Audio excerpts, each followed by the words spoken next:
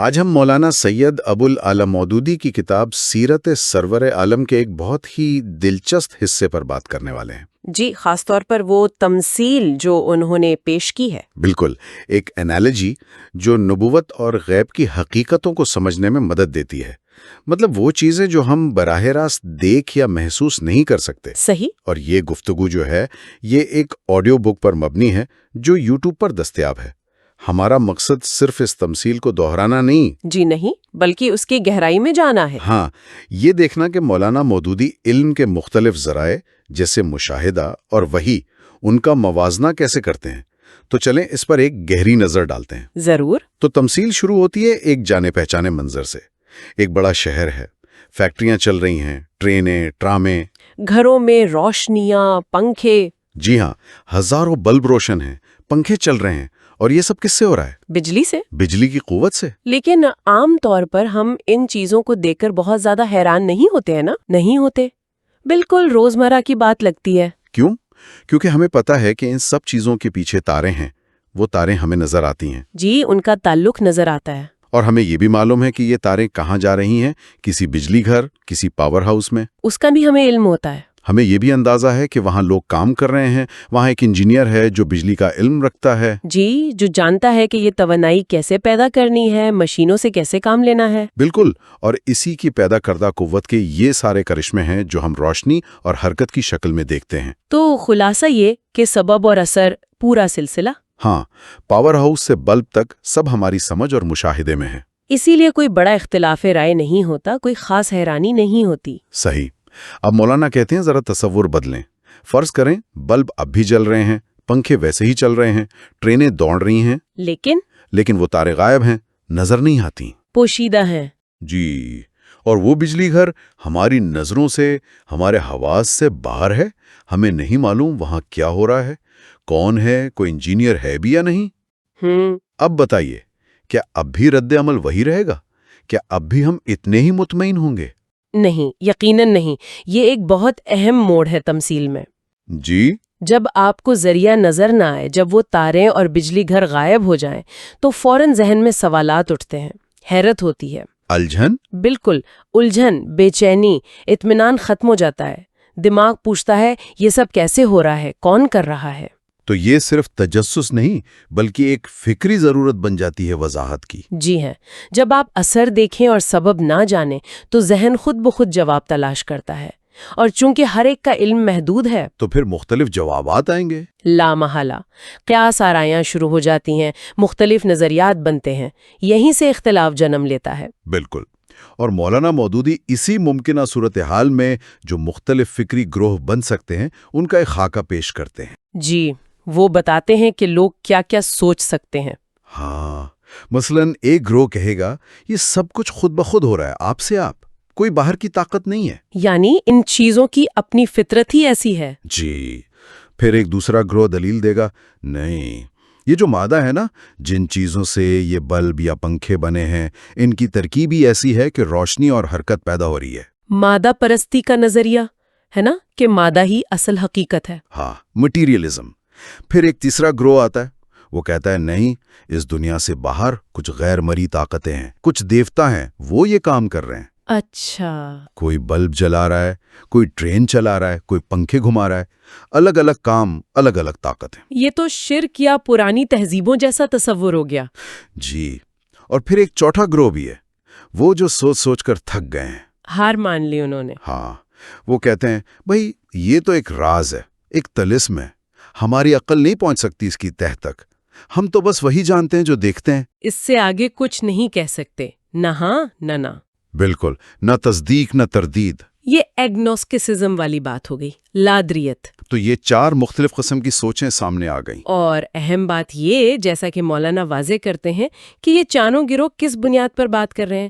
صرف قیاس، conjecture, guess work. Utkal پچھو۔ جی، ان کے پاس کوئی یقینی علم نہیں ہے، بس اپنے محدود مشاہدے اور عقل سے اندازے لگا رہے ہیں اور آپس میں بحث کر رہے ہیں۔ صحیح۔ اچھا، تو اب اس سارے فکری انتشار کے بیچ مولانا تمثیل میں ایک نیا عنصر لاتے ہیں۔ ایک شخص آتا ہے، ایک بالکل مختلف قسم کا دعویٰ لے کر۔ جی، وہ آ کے کہتا ہے لوگو، میرے پاس علم کا ایک ایسا ذریعہ ہے جو تمہارے پاس نہیں ہے۔ وہ کہتا ہے مجھے اس ذریعے سے پتہ چلا ہے کہ یہ جو روشنیاں ہیں، یہ جو مشینیں چل رہی ہیں، یہ اصل میں پوشیدہ تاروں سے جڑی ہیں، اچھا، اور ان تاروں میں ایک بہت بڑے پاور ہاؤس سے توانائی آتی ہے۔ وہاں بڑی مشینیں ہیں، عملہ ہے، اور ان سب کے اوپر ایک بڑا انجینئر ہے جو یہ سارا نظام چلا رہا ہے۔ یعنی وہ پوری وضاحت پیش کر رہا ہے جو دوسروں کے پاس نہیں تھی۔ بالکل، اور وہ یہ بات صرف کہہ نہیں رہا بلکہ پورے وثوق سے، پورے یقین سے کہہ رہا ہے، جیسے اسے خود اپنی آنکھوں سے دیکھا ہو۔ ہاں، لیکن لوگ کیا کرتے ہیں؟ وہ اسے جھٹلاتے ہیں، مذاق اڑاتے ہیں، دیوانہ کہتے ہیں، مارتے ہیں، تکلیفیں دیتے ہیں، مخالفت شروع ہو جاتی ہے۔ شدید مخالفت، اسے گھر سے نکال دیتے ہیں۔ لیکن وہ شخص، وہ اپنی بات پر قائم رہتا ہے، ڈٹ جاتا ہے۔ کوئی خوف، کوئی لالچ اس کے بیان میں ذرہ برابر فرق نہیں لا سکتا، اس کی ہر بات سے کامل یقین جھلکتا ہے۔ یہ تو ایک شخص کی بات ہوئی، لیکن تمثیل یہاں ختم نہیں ہوتی، نہیں، آگے بڑھتی ہے۔ جی مولانا کہتے ہیں کہ پھر وقت گزرتا ہے، ایک اور شخص آتا ہے اور وہ بھی بالکل وہی بات کہتا ہے، اسی یقین کے ساتھ حیرت انگیز طرح پر، علاقوں میں آتے ہیں، اور سب ایک ہی پیغام دہراتے ہیں۔ بالکل وہی بنیادی پیغام، پوشیدہ تاریں، پاور ہاؤس، انجینئر، سب کا دعویٰ ایک۔ یہ تو غیر معمولی بات ہے۔ بہت غیر معمولی، اور ان سب میں کچھ اور باتیں بھی مشترک ہوتی ہیں۔ کیا؟ ایک تو یہی کہ سب کا دعویٰ ہوتا ہے کہ ہمارے پاس علم کا خاص ذریعہ ہے جو عام لوگوں کے پاس نہیں، وہ اسے قیاس یا اندازہ نہیں کہتے۔ اچھا، دوسرا، سب کو مخالفت کا سامنا کرنا پڑتا ہے، انہیں جھٹلایا جاتا ہے، ستایا جاتا ہے، یعنی قیمت چکانی پڑتی ہے سچ بولنے کی۔ بالکل۔ اور تیسرا، ان کی استقامت، وہ شدید ترین مخالفت کے باوجود اپنے موقف سے پیچھے نہیں ہٹتے، ایک انچ بھی نہیں۔ یہ تو ان کے پیغام اور دعوے کی بات ہوئی۔ مولانا ان کی ذاتی زندگی کے بارے میں بھی کچھ کہتے ہیں؟ جی ہاں، اور یہ بہت ہی کلیدی نکتہ ہے۔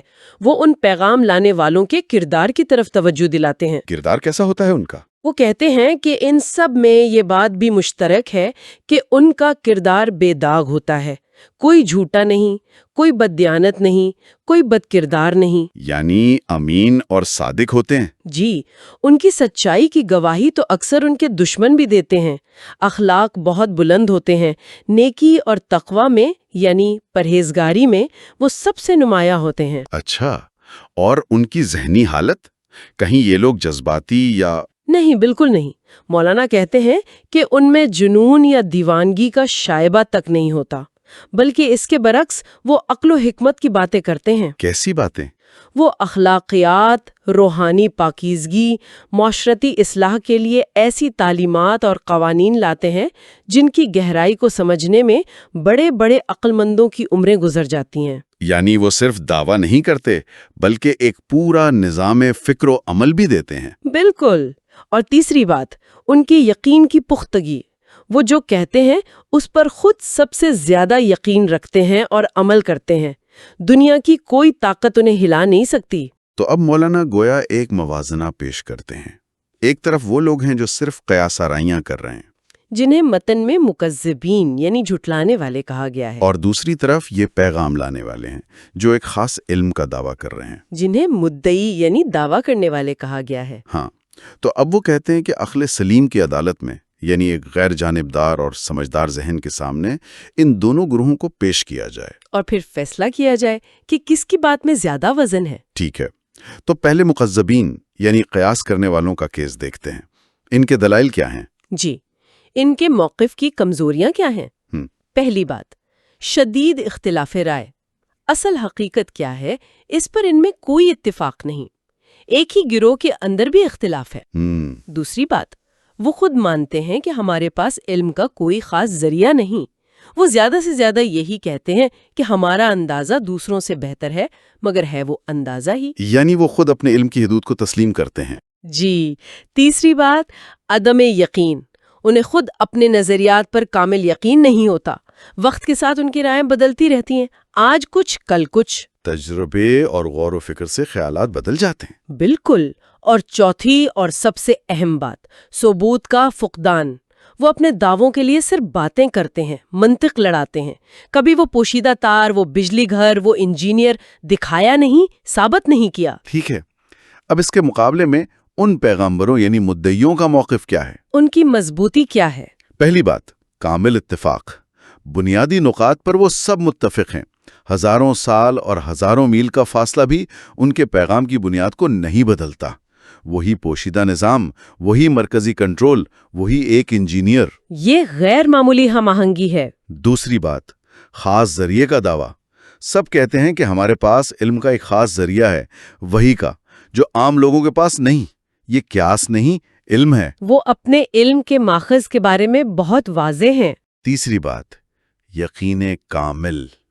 وہ جو کہتے ہیں پورے اعتماد سے کہتے ہیں، ایسے جیسے انہوں نے خود دیکھا ہو، خود انجینئر سے ملے ہوں۔ وہ اسے علم یقین کہتے ہیں، اندازہ یا گمان نہیں۔ جی نہیں۔ اور چوتھی بات، عدم تغیر۔ ان میں سے کسی ایک نے بھی اپنے بنیادی پیغام میں کبھی کوئی تبدیلی نہیں کی۔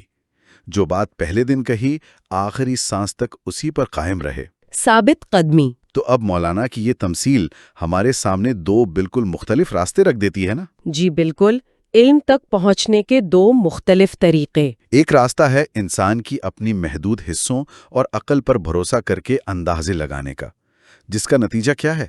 اختلاف، بے یقینی، تبدیلی، قیاس آرائیوں کا جنگل۔ اور دوسرا راستہ ایک ایسے ذریعے کا دعویٰ کرتا ہے جو عام حواس سے ماورا ہے، لیکن اس راستے کے دعوے داروں میں حیرت انگیز اتفاق ہے، کردار کی بلندی ہے اور یقین کی پختگی ہے۔ بالکل، اور یہاں مولانا کی دلیل کا ایک بہت اہم پہلو سامنے آتا ہے۔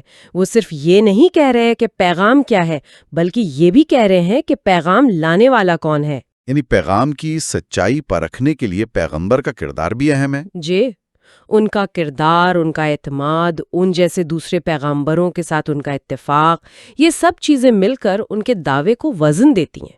یہ علم کی جانچ کا ایک اضافی پیمانہ ہے۔ لیکن یہاں ایک سوال ذہن میں آتا ہے، یہ جو بجلی گھر کی مثال ہے، یہ تو پھر بھی ایک مادی چیز ہے۔ ہاں، جسے اصولی طور پر دریافت کیا جا سکتا ہے، جی، جبکہ غیب کا یا خدا کا تصور وہ تو بالکل ہی مختلف نوعیت کا ہے۔ کیا یہ تمثیل اس فرق کو نظر انداز نہیں کرتی؟ یہ ایک اچھا سوال ہے۔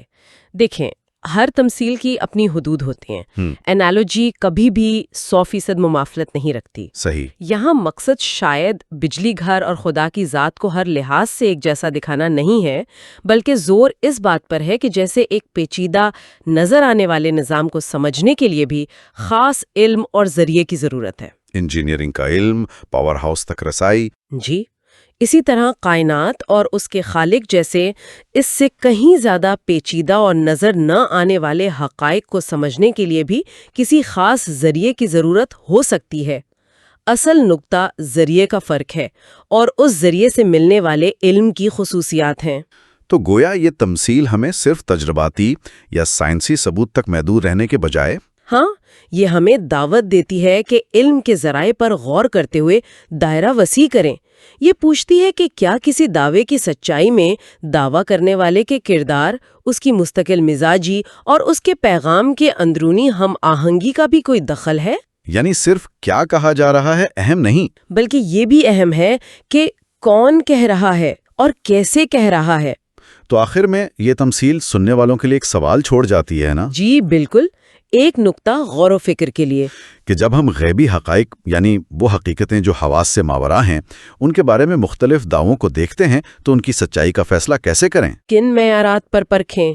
کیا صرف عقلی دلائل اور اگر ممکن ہو تو تجرباتی ثبوت کافی ہیں، یا پھر دعویٰ کرنے والے کی شخصیت، اس کی اخلاقی ساخت اور اس کے پیغام کی تاریخی مستقل مزاجی جیسے عوامل کو بھی فیصلے میں شامل کرنا چاہیے؟ یہ وہ سوال ہے جو یہ تمثیل ہمارے سامنے رکھتی ہے، اور اس پر ہر شخص کو خود غور کرنا چاہیے۔